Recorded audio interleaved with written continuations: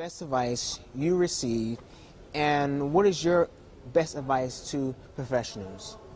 I think the best advice that I've given or that I've received has been to definitely keep my family in the forefront of decisions that I make. When it's time to make tough decisions at work, make sure I recognize how these decisions are going to impact me and my family. Making sure I'm ethical in those decisions that I make, and then also just keeping my family in the forefront when it's time to really look at the work balance piece of working. And I give that advice to new professionals and folks myself. The best advice. I think you talk to 100 professionals, you'll get 100 different pieces of advice. But a couple of the things that I would say is to know what it means to be a good supervisee. Oftentimes we ask what our supervisors can do for us while forgetting what it is that we can do for them. If you work for someone and they work with you, your name is on them and vice versa. It's really important to be able to ask them what you can do for them, and they'll want to do the same in return. Again, it goes back to the competencies that we're talking about. There's 57 of them. Isn't that the Heinz number? There's 57 varieties. For me, it comes back to the passion for students. I think we're all in the field because somewhere along the line, someone pulled us aside and encouraged or empowered us to move forward. Yesterday I met with two RAs who are out here in Minneapolis, two former RAs out here in Minneapolis, working and co-oping. I was paying back to them, spending some time with them. We went for a bike ride, we went to the ball game, spent some quality time together. I was just doing what someone in the past did for me. When these two RAs yesterday wanted to pay for their own meal, I said, no. All I ask you to do is to pay back. So in 15, 20 years, when you have the opportunity to do so for another student, make sure you do that. I think it's about your cultural values at your institution, within your department. I think it's about modeling behaviors a little bit. I'm very, very fortunate to work at an institution where we clearly value professional development. We clearly value this idea of giving back to the field as a whole. We clearly value the idea of contributing in some sort of way. And those values sort of resonate throughout our organization. And I think it's incumbent upon us all to do that. And if we do a good job of that at home, that will happen here as well. That will take place here as well.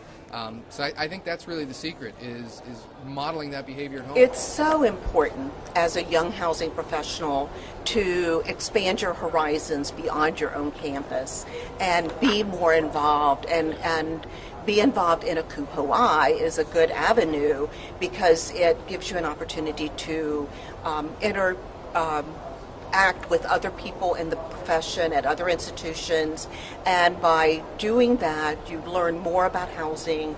You can bring that back to your own campus and help your campus grow as well. The easiest thing to do is volunteer work. The best advice that I think I've received is the importance of networking and making sure that you're taking the time to introduce and get to know the colleagues from across the nation. What I like to tell folks around that particular topic is, I know that you may be an introvert or an extrovert, but there's a place for you within ACUHO-I. So as you step out of your shell just for 1 second, before you then retreat back into it, take that card and then reach out and make sure that you're utilizing that connection that individuals are offering to you, and don't let that pass away just because you've left the annual conference. Well, as I never pictured myself being in housing. That wasn't my goal, and it's been a very interesting road. And for someone that's in housing, and the best advice that I've ever received was, have fun doing what you're doing and bring your skills to the table and be able to help others to develop theirs. I've been blessed with wonderful mentors, and so the first advice is to develop a mentor or get a mentor if you do not have one. Those mentors have shared with me that getting involved in professional organizations like this, so whether it be simply attending or more importantly stepping up and presenting at a conference, whether it be attending or stepping up, presenting at a conference, getting involved on committees and volunteer work or on executive boards, finding a way to really get involved, to give back, to learn, to grow, to network. And that gives you access to information, gives you access to people.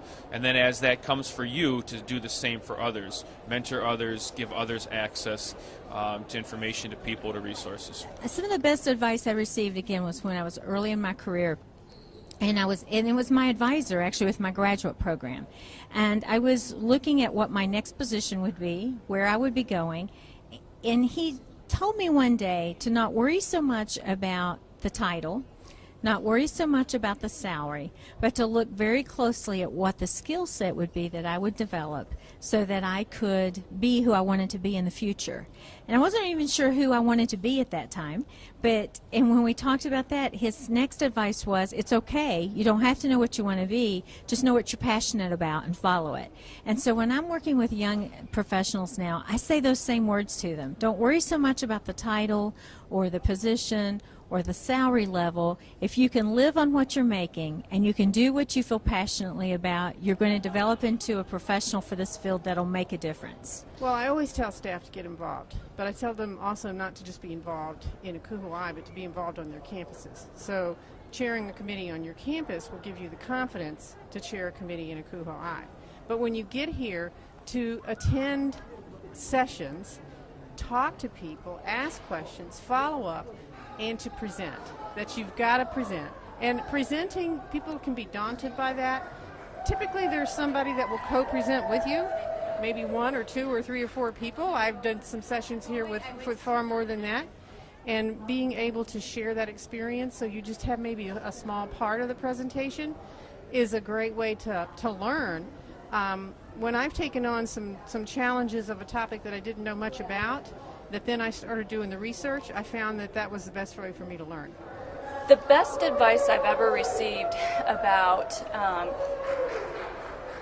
being a professional and being in this profession is to make it my own, to create my path and figure out what I want to do and what's important to me and what's going to make me feel like I'm contributing and giving back, and then to put it all in, give 100% and get out there.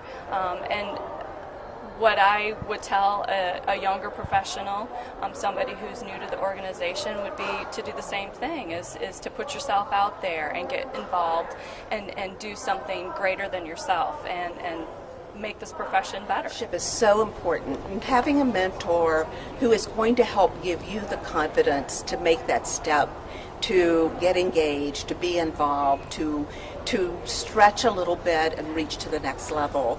It is so critical with your own professional growth. As the ACUHO president, being the third woman president of the association, I knew that it was so important that women in the profession be mentored, and I always like to reach out and encourage them to be more involved or get on committees or run for office. And whenever they would run for office, I'd like to send them a letter congratulating them or telling them to just make a difference.